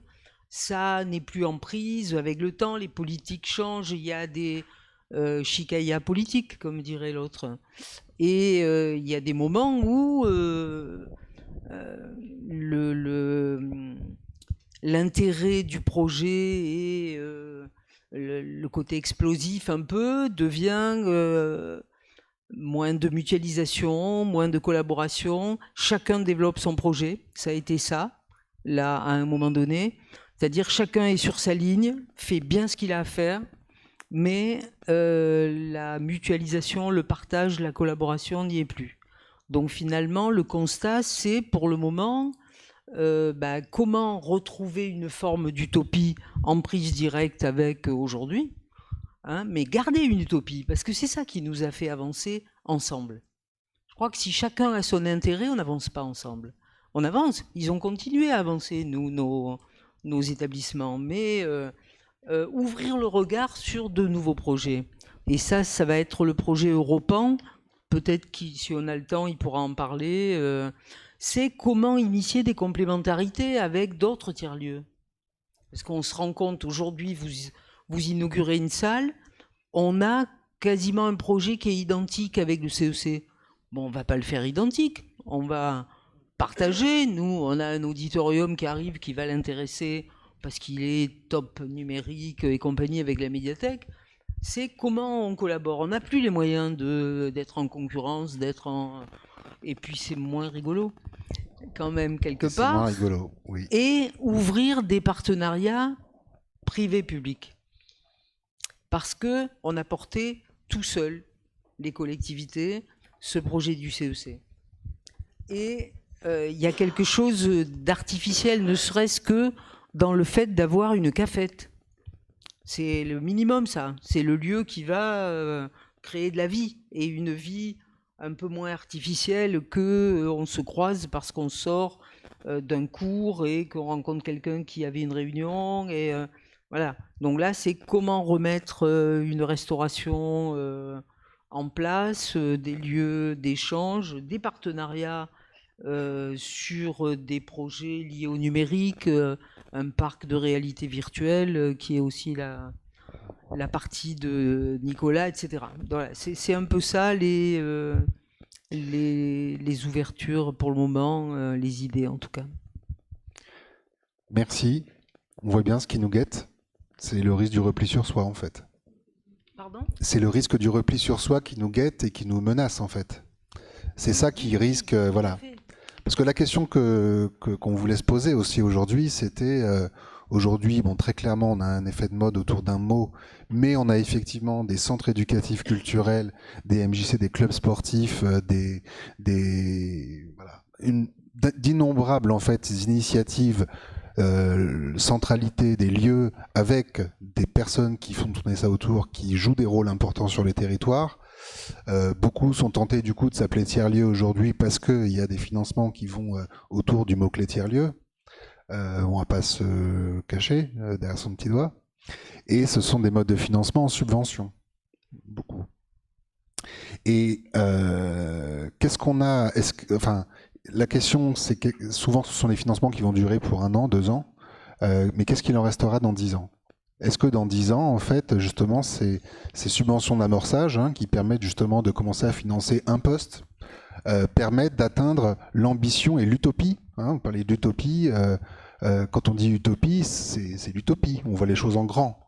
Est-ce que ça suffit ? Est-ce que ça risque, d'ici 2 ans ou 3 ans, quel va être le pourcentage de transformation, on va dire, sur tous ces projets qui sont financés ? Et est-ce qu'il n'y a pas d'autre manière de faire ? Alors, Je pense que Maria pourra nous parler de mécénat. Mais avant de parler de mécénat, je vais plutôt donner la parole à Roxane. Hop, c'était là. Roxane Petit, c'est la banque. C'est la banque des territoires qui nous accompagne depuis 2 ans et qui aujourd'hui, donc tu es dans la direction des investissements à impact. Voilà. Qui accompagne l'AFPA. Et je vais vous dire comment elle nous accompagne très rapidement et après je te laisse la parole. Concrètement, la Banque des Territoires, c'est une banque. Hein, donc en fait, ils vont en gros vous prêter de l'argent ou vous faire de ce qu'on appelle de l'apport en fonds propres. Je ne vais pas rentrer dans les détails. Mais en gros, c'est de l'argent qui va vous servir à investir. Et qui va vous servir à investir pour développer une activité à condition que vous ayez démontré que vous avez un plan. C'est-à-dire que vous avez une perspective qui vous permet, à une échelle de 7, 8, 9 ans, de pouvoir être revenu à l'équilibre et d'être autonome à partir de ce moment-là. Donc forcément, ça oblige à réfléchir. Donc ça nous a obligé à réfléchir sur chaque centre, et ici notamment à Istres, avec les partenaires, pour savoir quelles sont nos activités, de quoi on a besoin en termes de dépenses pour les réaliser, de quoi on a besoin en termes de ressources pour les produire, ces activités, et en espérant qu'effectivement, et quels sont les montants d'investissement, par exemple la place que vous avez vu à l'instant, hein, qui a demandé des investissements. Donc l'AFPA a investi, mais en se disant, bon, on aura un retour sur investissement au bout de tant d'années. Et c'est pas forcément, les porteurs de projets d'utopie sont pas forcément familiers avec ce type de raisonnement. D'autant plus qu'ils peuvent aussi poser la question, comment est-ce que quelque chose qui a une utilité territoriale non nécessairement rentable peut effectivement avoir alors qu'on joue un rôle sur le territoire, sur quelque chose qui ne rapporte pas d'argent mais qui génère de la valeur sociale notamment, ça peut fonctionner. Alors là maintenant, à toi de jouer. C'est pas facile comme équation pour nous expliquer en fait comment fonctionnent justement les investissements à impact et quel bon équilibre et complémentarité entre des subventions et des investissements on peut chercher. Ok. Alors peut-être juste pour rappeler, l'investissement à impact, qu'est-ce que c'est? Parce que depuis tout à l'heure, en fait, on parle d'impact sans le nommer. Mais ce qu'il faut avoir en tête, c'est que nous, on est une banque, donc tu l'as dit, on cherche une rentabilité. Mais la première chose qu'on cherche en tant qu'investisseur à impact, c'est l'impact. C'est-à-dire qu'on va chercher à générer de l'impact. C'est pour ça que nous, on n'aime pas parler de croissance, on préfère parler de changement d'échelle, parce qu'en fait, on aime bien se dire que quand on investit dans une entreprise, ben, elle va accroître son impact. Donc l'impact, ça va être un impact sur le territoire, les territoires fragiles, les territoires comme les territoires QPV ou les territoires Action Cœur de Ville qui sont en redynamisation. C'est un impact sur les publics, donc l'accompagnement de publics fragiles, éloignés de l'emploi, de personnes réfugiées, de personnes qui sont éloignées de l'emploi de par leur sexe ou parce qu'ils sont en situation de handicap par exemple. Puis enfin, c'est un impact sur les filières. Donc nous, on est spécifiquement sur la formation. Ça va être les filières en tension, comme les filières industrielles, les métiers de l'hôtellerie, par exemple, ou autres. Donc c'est vraiment important de rappeler qu'on est une banque, mais on n'est pas une banque comme les autres, puisque vraiment la chose que l'on recherche, c'est l'impact. Et après, la rentabilité, elle est nécessaire pour la pérennité du projet. Mais notre critère premier, je pense qu'il est commun, en fait, avec les porteurs de projets à impact, puisque c'est la même chose. C'est vraiment chercher à générer de l'impact, accompagner les individus et les territoires. Donc ça, c'est vraiment le premier point. Ensuite, comment est-ce que ça se met en œuvre? Concrètement, nous, on est sur toute la chaîne de valeur. Comme tu le disais, Aurélien, on vous a accompagné en pré-investissement, donc en ingénierie, pour financer justement cette structuration qui est nécessaire pour avoir un modèle pérenne et un modèle qui tient la route pour que l'utopie se pérennise, en fait, finalement, si on peut le dire ainsi. Et comment est-ce qu'on voit les choses? Nous, on gère un certain nombre d'AMI, donc d'enveloppes de subventions. Et en fait, on s'est rendu compte que souvent, les projets qu'on accompagne en subvention dans un premier temps, donc qui sont accompagnés pour justement trouver ce modèle qui sera pérenne, pour faire des expérimentations, parfois se tromper, et c'est aussi normal. Là, on va financer vraiment par de la subvention parce que c'est le moment... C'est le départ, en fait, l'émergence. Et on se rend souvent compte que ces projets reviennent nous voir 2-3 ans après. pour venir chercher de l'investissement parce qu'ils ont trouvé leur modèle, ils sont rentables, ils ont une stratégie de changement d'échelle. Alors c'est vraiment ça qu'il faut penser, c'est quand je vais chercher un investisseur, dans quelle situation je dois être. Il faut que ma situation économique et ma situation d'impact, elle soit stable. Je vais chercher un investisseur parce que j'ai trouvé mon modèle économique et je fais déjà bien, j'optimise déjà mon impact social. Et là ensuite je vais chercher à agrandir ça, donc je vais plus faire un lieu, mais je vais en avoir 15 par exemple. Et là en fait mes fonds propres ne sont plus suffisants pour grandir et pour atteindre davantage de personnes. Donc là je vais aller chercher un investisseur. Et voilà, donc c'est un peu pour moi dans cet ordre-là qu'il faut penser. Alors après, il y a une complémentarité avec les subventions qui vont être récurrentes. Donc on a des modèles hybrides où on a une partie de financement en propre et puis de la subvention. Et l'investisseur, il vient pour changer d'échelle. Donc là c'est en même temps. Puis après, on a aussi une complémentarité temporelle où la subvention vient dans un premier temps. Et une fois que le modèle est trouvé, là, on peut aller chercher les banquiers, les financeurs à impact pour se faire financer. Alors, un autre point aussi peut-être qu'il faudrait ajouter, c'est ce que ça implique d'aller chercher un investisseur.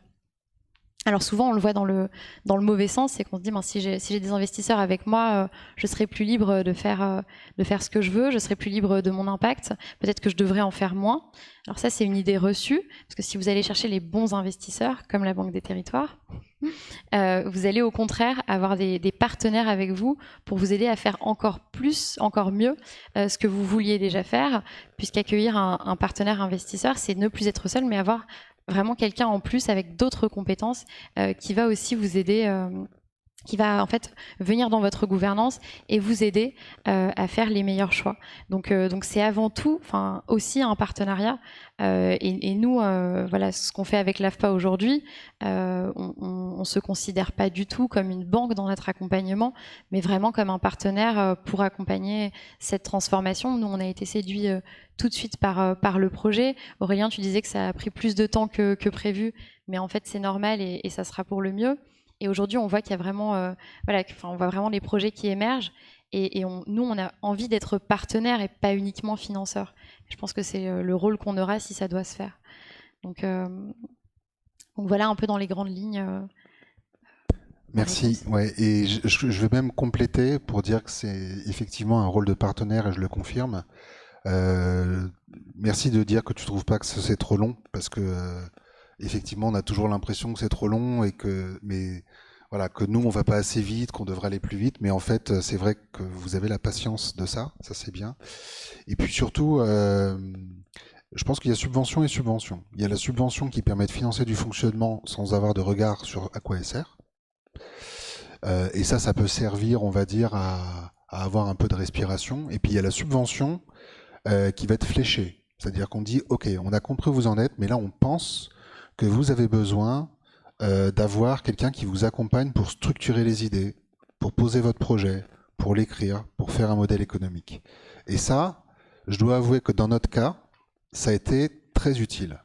C'est-à-dire que si on n'avait pas eu ça, on devait effectivement proposer un modèle complètement alternatif économique. Si on n'avait pas eu l'aide en ce qu'on appelle l'AMO, donc l'assistance à maîtrise d'ouvrage, c'est quelqu'un qui nous aide à savoir ce qu'on veut faire. Vous voyez, et ben en fait, c'est très utile.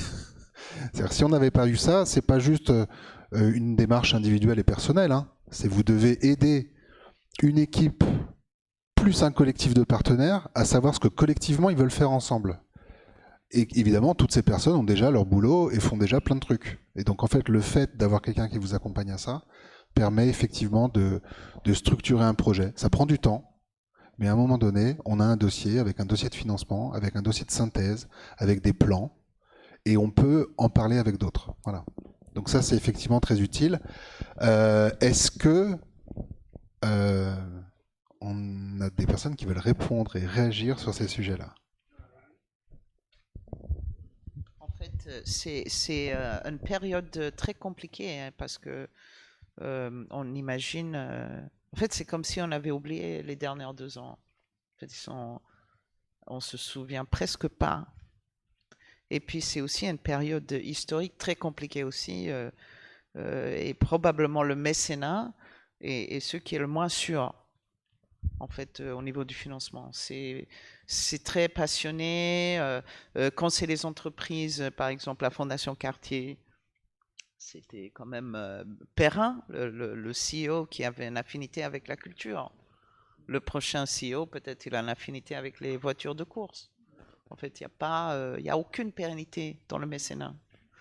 Et c'est ça qui est compliqué. Parfois, c'est lié au marché, c'est-à-dire quand IBM font du mécénat, ils regardent combien de personnes dans la région peuvent acheter l'ordinateur. Après, ils font un calcul savant en disant ben, on peut dépenser ça. Et après, il y a toujours... Mais vous parlez complètement d'autre chose. Vous parlez d'un changement de valeur. En fait, c'est quoi la valeur? Et c'est quoi... pourquoi on nous donne de l'argent? C'est parce que vous créez de la valeur.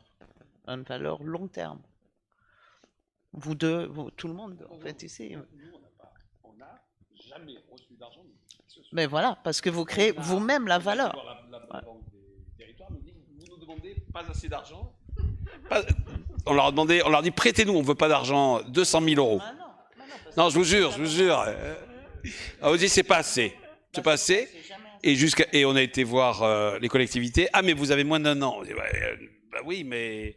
Et finalement, on a quand même fait une souscription auprès de gens. Donc, on a pu récupérer 100 000 euros par paquet de 25 euros. Là, on va acheter nos bornes par des souscriptions et par des gens qui n'ont pas beaucoup d'argent. Donc, à un moment donné... le problème, c'est qu'on a 3 niveaux et on a le premier niveau, c'est l'institutionnel et je pense que c'est difficile pour la Banque des Territoires de prêter n'importe comment et de pas s'assurer puisque c'est une banque et elle l'a dit, donc c'est normal. Après, les mécènes, si c'est du privé et du commerce, c'est un peu normal, ils doivent calculer, notamment leur RSE, etc. Et puis l'argent qui leur rentre parce que Et puis il y a ce que nous, chacun d'entre nous peut faire. Et franchement, vous avez raison. La période du premier confinement en particulier, je me demande ce qui s'est passé dans vos cœurs à tous. Mais franchement, il y a eu, mais partout en France, les gens les plus pauvres allaient aider les autres. Mais ça a été incroyable. Et je pense qu'on a raté quelque chose, c'est de aller réutiliser, réinterroger ce moment-là. Et juste un autre mot que tu pourrais mettre, c'est hétérotopie. Oui. C'est un mot de Michel Foucault, c'est celui qu'on utilise. Et non, il voulait pas dire autre chose. Il est, oui, mais bien sûr. Sauf que ça veut dire, en réalité, le lieu des utopies. C'est parce que nous, c'est le lieu qui est important, et c'est le lieu des utopies, et que nous, c'est plus important que ce lieu existe, et si les lieux n'existent pas, bah, on ne peut pas rêver, on peut pas. C'est comme les enfants qui ne fabriquent pas leur cabane, leur délire ne se fabrique pas. Par contre, c'est ce que voulait dire Michel Foucault. Non, mais en 66, exactement. Mais en fait, c'est ça un peu la réalité du mécénat, du privé. Et les fonds impact, de toute façon, c'est lié quand même à l'impact. Donc, comment on mesure l'impact aujourd'hui et comment on va mesurer l'impact demain? Je ne sais pas, ça va être très différent quand même. Donc, il y a tout qui est... Mais la bonne nouvelle, c'est qu'il y a tout à faire. En fait, on est un peu à point zéro là. Donc, le privé a quelque chose à faire là-dedans, mais il faut qu'il y ait une aventure réelle. Voilà. Je vais donner la parole, si vous voulez bien, à Alain Mahé, qui est le directeur régional de l'AFPA. Quoi, non? Oui, merci. Je crois qu'il y a, en écoutant un peu tout ce que vous dites et tout ce qu'on se dit, il y a une dimension au fond qui apparaît de façon complètement transversale à tous les projets et à la fois transversale et centrale. Je pense que c'est celle du lien. C'est celle du lien par le contact et par l'échange direct. Parce que j'étais en train de me dire, je repensais à des choses qu'on a tous, j'ai au moins 15 ou 20 applications sur mon téléphone qui me rendent service en me disant de ne pas bouger. Puisqu'on va tout, je peux m'assurer, je peux emprunter, je peux transférer, je peux acheter, voilà, on ne parle pas, hein, voilà, tous ces services. On a à la fois un double mouvement, je crois, qui est d'aller vers, qui va vers chacun de nous, éviter de se déplacer. C'est vrai qu'il y a des enjeux aussi économiques, environnementaux derrière tout ça, mais il y a à la fois le aller vers qui veut nous amener un service direct au plus près, et au fond, ce que les tiers-lieux aussi incarnent et font perdurer, quel que soit le projet, qui devient aussi un prétexte au contact. Je pense qu'on va à ce qui fait l'intérêt du tiers-lieu, ce qui faisait l'intérêt de ce qu'on recherchait à la sortie du collège, c'était de prolonger le lien, de prolonger le contact avec d'autres. Le tiers-lieu incarne au fond cette valeur probablement universelle et intemporelle qui est que nous sommes grégaires. Voilà, nous sommes aussi des mammifères qui avons besoin de se relier aux autres. Souvent, aujourd'hui, dans les services publics, pour améliorer le service, on nous dit inscrivez-vous, prenez rendez-vous par Internet auparavant pour venir juste le temps qui est nécessaire, quoi. Et quelque part, pourquoi êtes-vous venu et pourquoi n'avez-vous pas fait cette démarche de façon digitale et dématérialisée? Toujours pareil, sans s'être déplacé. Mais sans s'être déplacé, c'est aussi ce qu'on a vécu dans la période dramatique du premier confinement, c'est qu'on ne voit plus les autres et que sans les autres, au fond, on n'est plus rien. Donc le tiers-lieu représente pour moi, les tiers-lieux, un contrepoint extrêmement humain, social et important, un contrepoint de relations physiques entre nous qui nous relie physiquement aux autres à un moment où le monde évolue vers de plus en plus de dématérialisation qui, s'il n'y avait pas ces équilibres, pourrait devenir un peu une déshumanisation. C'est ça que tous ces projets qui sont différents, ce à quoi ils me font penser, à travers aussi la place, notre place et notre village, dont l'ambition est de faire venir des gens. Aurélien, tu l'avais dit un jour, on aura gagné, le village AFPA aura gagné le jour où on viendra y boire un café. Alors quand vous dites ça à une institution nationale de formation professionnelle qualifiante, qui sélectionnait par test exigeant les personnes qui entrent, le jour où il nous a dit on aura gagné quand les gens viendront boire un café, les directeurs régionaux s'étaient pas vus en patron de troquet, vous voyez ce que je veux dire? Bon, mais quand on approfondit ça, oui, le jour où le centre, comme c'est le cas aujourd'hui, s'ouvre, fait disparaître ses clôtures, comme le collège ouvert devient un centre ouvert sur son environnement, sur la cité, et où des gens le traversent physiquement, à pied, s'y croisent et s'y arrêtent pour autre chose qu'un projet de formation, parce qu'un jour ils relieront tout ça pour d'autres en termes d'information, ça, ce jour-là, ce sera gagné. Donc je crois que c'est à ça que je pensais. Le tiers-lieu, c'est un lieu de lien entre les hommes. Je m'excuse, mais pourquoi vous parlez de tiers-lieu alors vous parlez de la place du village? Bon, d'accord. Vous parlez de l'agora, de la place de village, oui. Et quand vous dites c'est là la place, et si vous ouvrez les trucs et vous appelez ça la place du village, je crois que les gens le comprendront mieux que tiers-lieu. Tiers-lieu, je vais appeler ça place de village et on comprendra qu'on peut venir boire le café dans le petit coin. Et je vous assure, tiers-lieu, j'arrive pas à comprendre qu'on reste sur ce terme-là. Ouais. Ouvrons, en plus, on dit les anciens trucs qu'on faisait, mais il y a très longtemps, c'était la place de village où on se retrouvait, ou la place du marché, mais appelez ça la place du village, bon sang, ou agora, si on veut faire encore avec les plus anciens. C'est bien la place du village, justement. En tout cas, c'est comme ça qu'on l'a appelé, et juste rappeler que oui, ce qu'on veut, c'est faire village ensemble. Et donc peut-être que on va arriver à une heure où il va être l'heure de conclure bientôt. Et en fait, je vais vous poser à toutes et à tous une dernière question.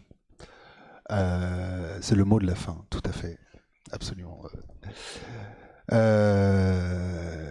savez, c'est moi j'aime bien dans le cœur des hommes, en fait, à un moment il y a cette citation qui dit, enfin c'est pas une citation, je sais pas si vous vous souvenez, c'est quand Daroussin dit: qu'est-ce qu'on ferait si on était moins con? Si on était moins con. Et en fait, la question que j'ai envie de vous poser, c'est pas exactement celle-là, mais c'est on a appris à se connaître pendant 1h30. On a pris un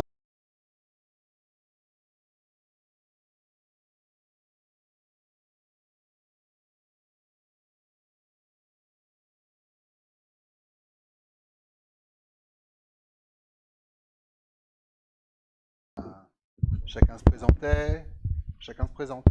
Et au fur et à mesure, on s'est mis à parler ensemble. On est passé d'une situation de présentation de soi à une situation de dialogue. Et à se rendre compte qu'on avait des points communs, à se rendre compte que d'autres savaient faire des choses que nous, on ne savait pas faire, que d'autres étaient à des endroits où on ne savait pas aller, qu'ils avaient peut-être une capacité de dialogue avec des gens que d'autres n'avaient pas. Et en fait, on a tous quand même un point commun, c'est qu'on se dit, comment est-ce qu'on peut faire mieux de l'inclusion ensemble? Comment est-ce qu'on peut faire en sorte qu'il n'y ait pas de personnes qui soient laissées sur le bas-côté et qu'on soit utile à tous de manière inconditionnelle? Donc je reviens à ce mot-là au début. Et donc, entre justement la ville d'Istres avec le centre éducatif culturel, prenons un sujet précis, avec la Banque des Territoires, qui a un réseau de partenaires, qui a aussi des solutions de financement, mais qui a un réseau de partenaires. C'est important parce que ce réseau de partenaires, voilà, ce sont des connecteurs, ce sont des synapses. Avec l'UMA à Arles, qui travaille autour du design, qui réfléchit sur comment utiliser les ressources naturelles pour faire de la construction, qui a une volonté de création de combien? 200 emplois, c'est ça? Voilà. Donc c'est à Arles, voilà. Puis après à Marseille, avec l'APREM qui est en train de, vous l'avez pas dit, mais réfléchir à comment est-ce que vous faites une entreprise d'insertion, comment vous faites un atelier chantier d'insertion. Voilà. Voilà. Mais dès le 1er mai. Voilà. Mais Attends, parce que je vais- plus effectivement une entreprise d'insertion derrière, mais les délais technocratiques font que ça risque d'être un petit peu plus long. Je vais te redonner la parole. Et puis l'AFPA. L'AFPA qui a des programmes d'accompagnement, capacité de formation, capacité de faire de l'ingénierie pédagogique sur des nouveaux métiers, de faire le lien aussi avec tout le service public de l'emploi et le service public de l'insertion et de l'emploi. Qu'est-ce qu'on fait ensemble? Voilà. Là, on est sur un moment, pas forcément tiers-lieu, mais on est sur un moment village. Qu'est-ce qu'on fait ensemble? Et avec le spot à Nîmes, pardon, voilà, vous voyez, c'est un territoire qui s'étend de Nîmes jusqu'à Arles en passant par Marseille et Istres, avec des problématiques similaires. Et on peut rester sur une question, mais peut-être que vous avez des idées.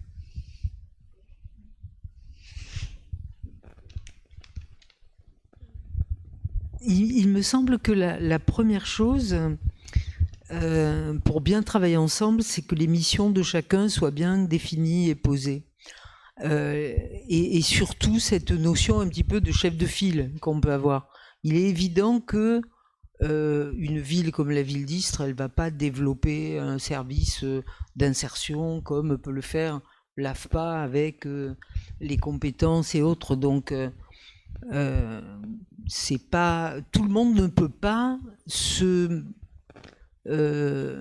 j'allais dire se mêler, oui, se mêler un petit peu, mais avec son prisme. C'est-à-dire qu'on doit chacun reconnaître les compétences et les qualités et les missions premières à un moment. Moi, je le vois sur la ville d'Istres, il y a des moments où tout le monde veut se mêler de culture et veut faire. Or, il y a des équipements qui sont là pour ça, donc c'est la mission.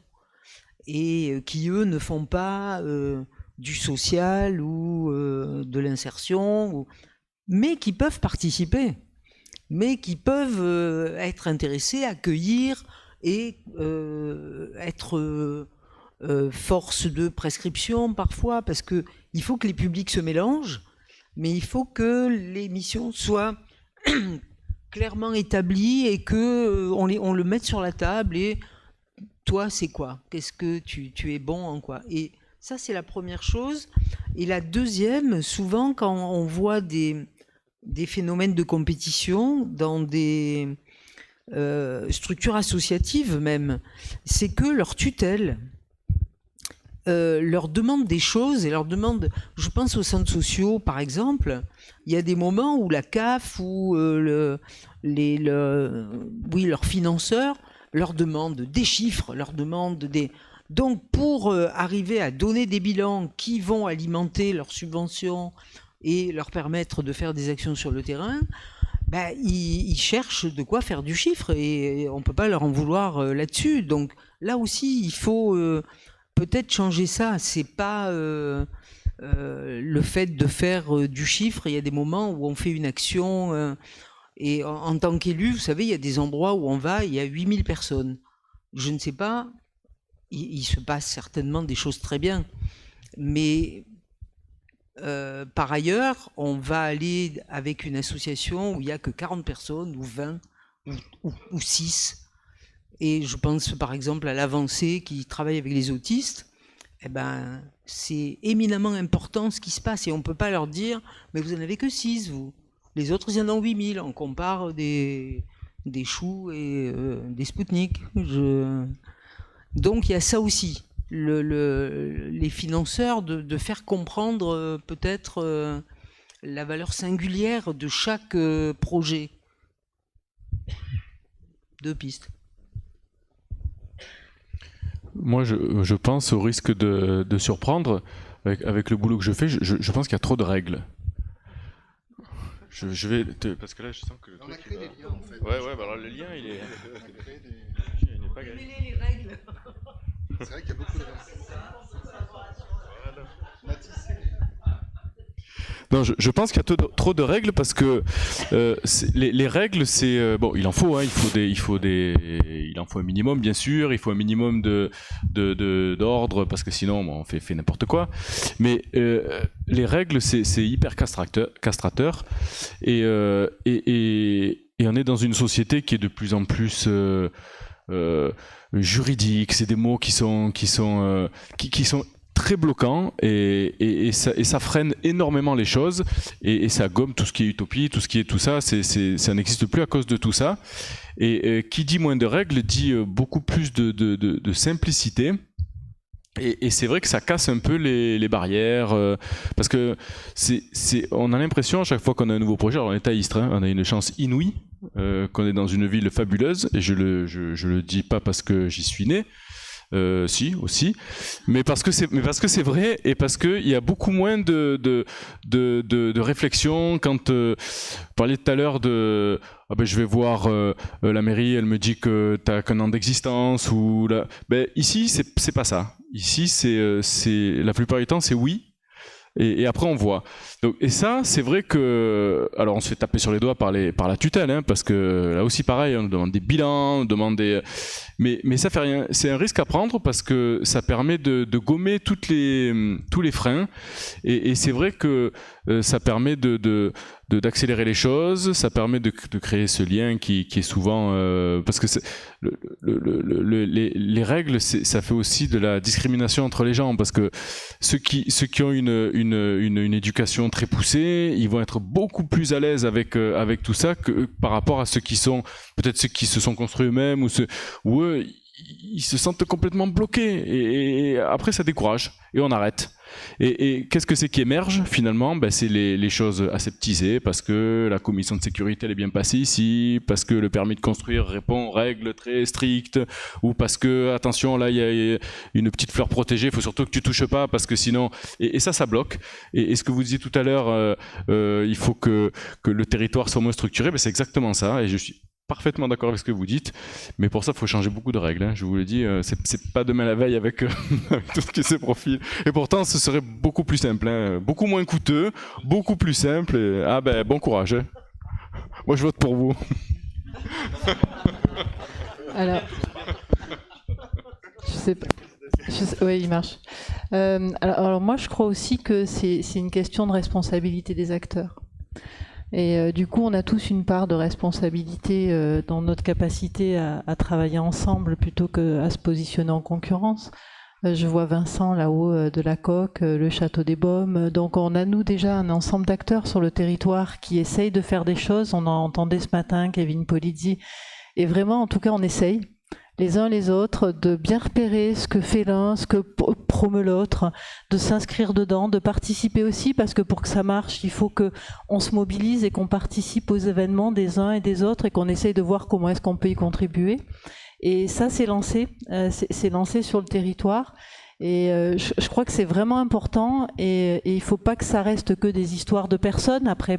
Et ça doit être des modes de fonctionnement parce que les acteurs, en tout cas de l'insertion, de l'inclusion, de l'emploi, ont une responsabilité. Et au-delà, là, pour le coup, même d'une ambition politique, on est responsables les uns et les autres de notre capacité à travailler ensemble, à se parler, à se dire simplement les choses, parce qu'on a tous bien sûr nos systèmes de contraintes, hein, on ne va pas se faire d'illusions, on a tous nos systèmes de contraintes, on a tous nos besoins, mais en les posant ensemble sur la table, on trouvera probablement mieux les solutions qu'à essayer chacun de notre côté de se positionner en ne tenant pas compte de toute l'expérience et de toute l'expertise qu'il y a autour, quoi. Donc, et c'est vrai que ça a été lancé, donc je trouve que c'est vraiment important, c'est vraiment important.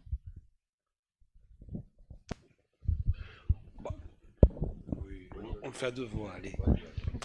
Oui, effectivement, quand vous parlez d'acteurs, c'est important. Nous, on ne se situe pas comme des acteurs, même si il se trouve que je parle plutôt bien, mais j'habite aussi les quartiers nord, et donc je suis avec des habitants.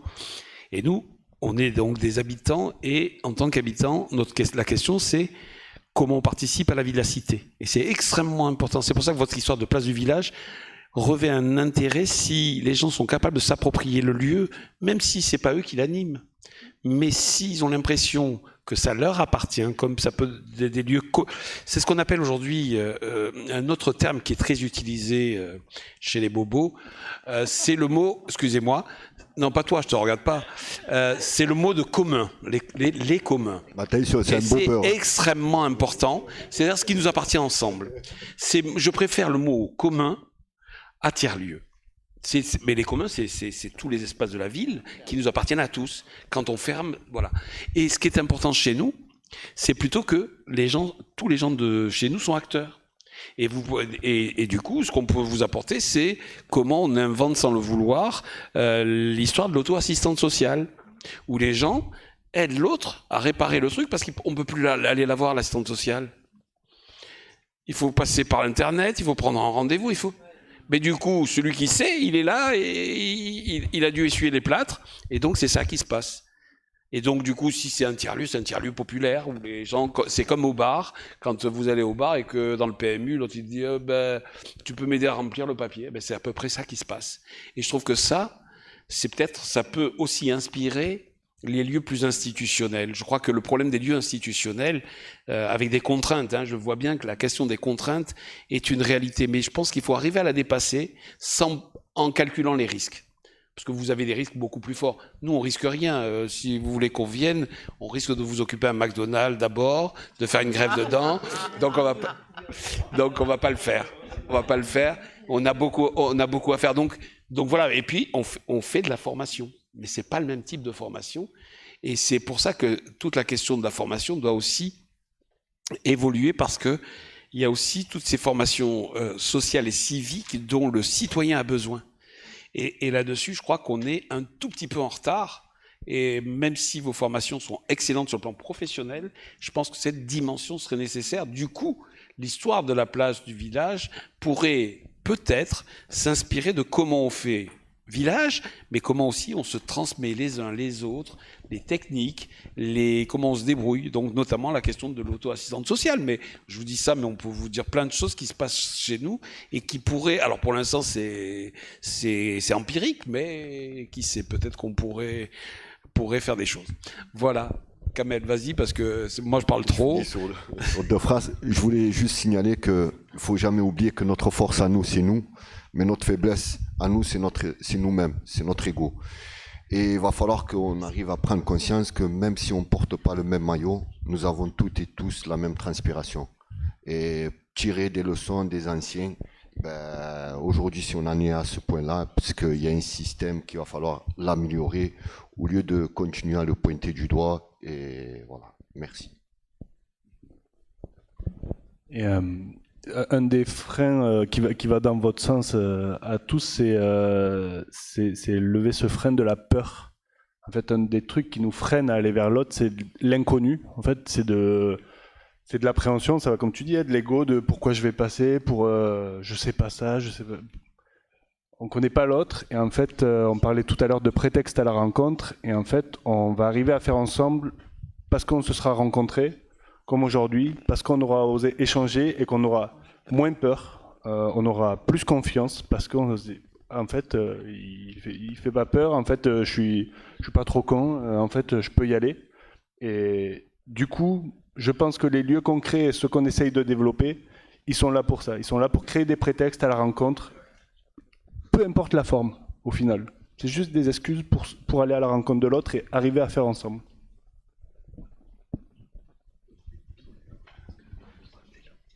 On va peut-être partager cette conversation. Non, mais en fait, c'était très intéressant parce que j'ai dit que je vais piquer son idée sur la ZEC, parce que c'est vraiment prenant. Puis on parlait du développement des friches et disons peut-être même la réindustrialisation des friches et pas seulement des lieux culturels, parce qu'il faut aussi autre chose qui se passe dans les friches. Voilà. Bon, voilà, il n'y a plus qu'à se revoir. On a appris des choses. Il n'y a plus qu'à se revoir. On s'en reparle, comme on dit, mais écoutez, moi j'ai noté qu'il faut laisser les égos de côté, il faut pas avoir peur de l'autre et aller à sa rencontre. Je pense ne pas juger aussi avant d'avoir rencontré. Ça a l'air très bateau qu'on dit ça comme ça, mais en fait, c'est tellement vrai, quoi. C'est tellement vrai. Encore une fois, hein, Cédric et moi, on est passé du côté obscur. On est passé dans des grosses boîtes qu'on n'avait jamais fait avant de notre vie.